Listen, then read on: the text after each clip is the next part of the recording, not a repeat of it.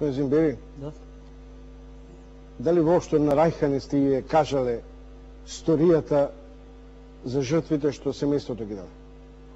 Она сама ги доживе во 24. мај 2001. Она беше во тој подрум каде загина 10 членови од мојата фамилија и самата Рејхана беше ранета и уште 30 други членови од мојата фамилија.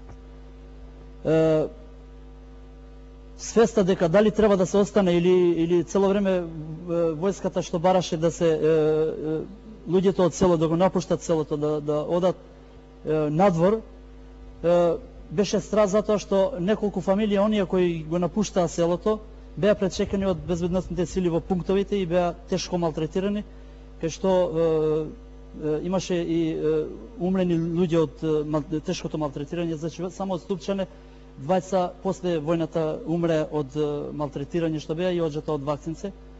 И значи они чуле дека во пунктовите самата полиција ги малтретира цивилното население и застана да ги чуваат своите прагови. Е сега господинот спомна тероризам, не знам што, не знам, јас би го прашал вака људски, не знам дали е тероризам тој што го чува својот праг на својата куќа, дали е тероризам тој што од Паланка, например, доаѓа во Ступчане да ме уништи мене и целата моја фамилија. Ангелов? Па, јас не се согласувам со неговата теза, затоа што 2001 година во Македонија беше мирно. Се сеќавам дека токму тогашната влада го продаде Телекомот и Македонија очекува многу убави моменти. Имаше доволно пари, имаше проекти за изградба на разни објекти, за ревитализација на државата. Одеднаш, додека траеше тој мир, се огласија некои луѓе во маскирани униформи во реонот на селото Танушевци и вашата екипа ја киднапира, односно ја задржаа. Кои беа тие луѓе, што бараа?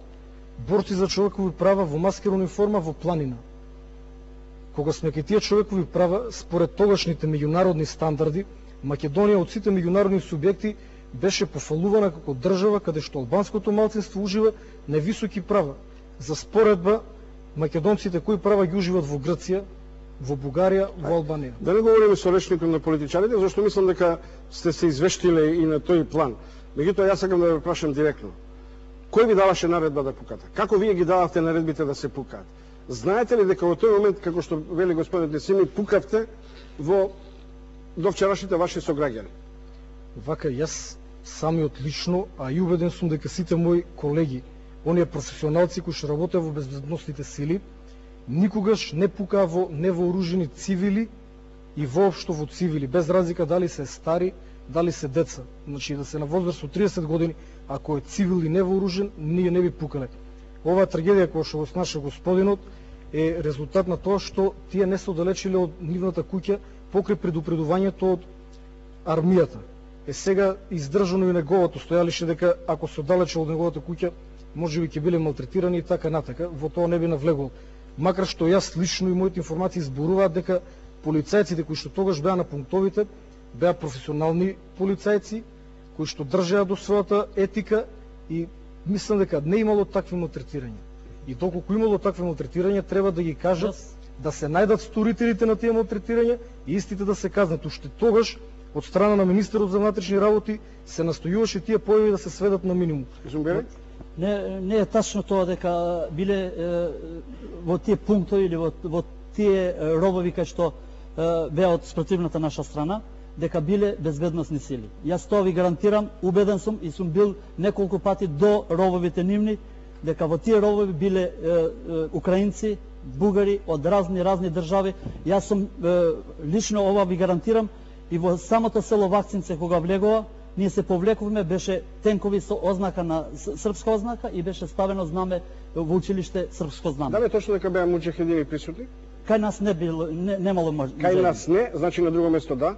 Не знам, кај во мојот регион тамо во Карадашкиот регион немало муџахедини. Оливер Пановски, вие сте резервист кој го доживеа и преживеа Карпалак. Дали бевте свесни дека влегувате во воен конфликт во тој момент? Дали за несреќата што се случи на Карпалак ги гледате жртвите само од аспект, мотивите само од овие што ја направија заседата или од неорганизираноста на македонската армија? Заседата што се случи на Карпалак под наше видување е чиста договорена работа. Значи пред 5 дена загинаа таму некои команданти Тели. Во Скопје? Да, во Скопје, пошто имаме ние сознание, тоа сигурно, со нашите прилепски резервисти што се враќаја дека беа забележани како се укопува на тоа место Карпалак. Била известена касардата во Илинден во Скопје, но не се презело ништо да се... Продолжите ли после тоа на фронтот? Да. Сакам да се врши, ако дозволите. За Карпалак јас би сакал нешто да додадам. Значи дека местото наречено Карпалак не е безбедно, ние знаевме многу порано, затоа што отприлика 1-2 недели пред да биде заседата на Карпалак во кој што загина нашите војници, единицата за специјални задачи Тигар со неколку оклопни возила влезе во тешка заседа. При тоа нашите возила беа погодени со безброј куршуми, а еден Хермелин беше погоден со РПГ, рачен ракетен фрлач, сличен на Зоја. Само среќа направи да не загинат луѓето во Хермелинот, вратата била отворена, сепак и тоа не е среќа, бидејќи ние внимававме како специјалци.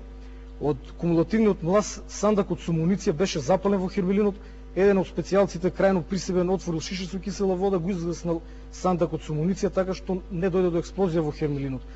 Имаше оштетување на нивните ушните панчиња. Значи 2 недели пред овој крвав чин, ние влеговме таму во заседа, така што надлежните армиски структури знаеја дека местото Карпалак не е безбедно. Значи ние веќе имавме таму една борба. Тоа што таму не се обезбеди тоа место и не се презема, треба да се бара одговорност кој бил на тој реон од страна на армијата. Поводот не е само Карпалак. Кажете ми, што бевте пред мобилизацијата, односно пред доброволното вклучување? Не вработи. Не вработи. Што сте сега? Пак не вработи. Пак не вработи. Како во Прилеп се оценува релацијата и односот на државата кон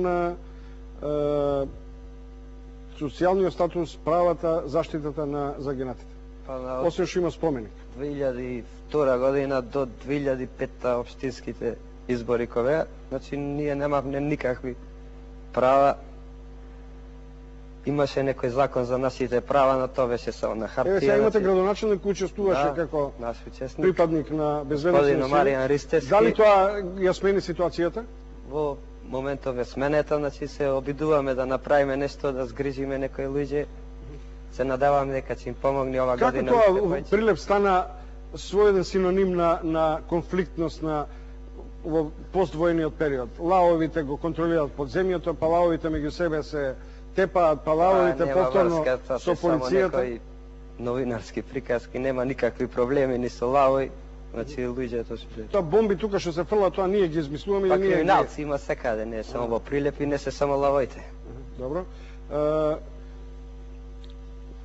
Што е мотивот еден интелектуалец пар екселанс да не може да влијае во средината во која би можело, а на уметникот првостепено му е мирнодопската компонента важна, творењето, да се реши тоа да го напушти и тој комодитет на уметничко творење да замине во планините, како што обично велим?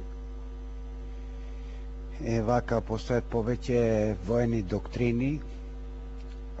Вообичаено биолошката доктрина, каде што се наметнува страв, обично почнува да действува колективно адреналинот.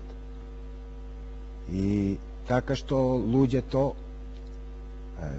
придобијат активност за бегство или напад. Пошто се констатира дека колективна загрозеност се доаѓа во предвид, фактички мораме да се позиционираме. Иако сме ние против било која употреба на сила, сепак би тргнало ова да го објаснувам на начинот на модерната доктрина на што се употребуваше во Ира, во Северна Ирска. Така тие велат дека утрешната молитва: Боже, дај ми сила да го трпам тоа што не можам да го менувам. После второто доаѓа: Боже, дај ми волја да го менувам тоа што можам. И како трето, Боже, дај ми разум да ги разликувам првите две. Што фактички сме дошле до заклучок дека че треба колективно да се одбраниме. Веќе тоа беше